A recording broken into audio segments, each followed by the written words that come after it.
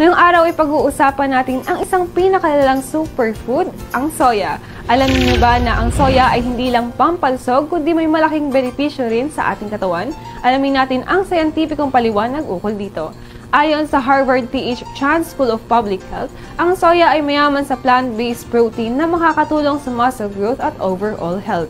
Bukod dito, ayon naman sa National Institute of Health, ang soya ay may isoflavones o flavones, isang uri ng antioxidants na maaaring makatulong sa pagpapababa ng kolesterol, pagprotekta sa puso at pagpapalakas ng ating mga buto.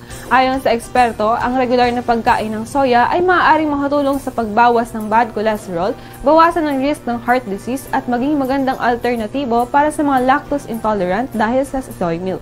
Bukod pa riyan, may pag-aaral din mula sa American Cancer Society na nagpapakita na ang moderate na pagkonsumo ng soya ay maaaring makatulong sa hormonal balance lalo na sa mga kababaihan na dumaraan sa menopause. Kaya naman mga kabalisong, huwag kalimutang isama ang soya sa inyong balanced diet. Para sa mga may allergies, siguraduhin lamang na kumonsulta muna sa inyong doktor bago ito subukan. Good morning, Batangas.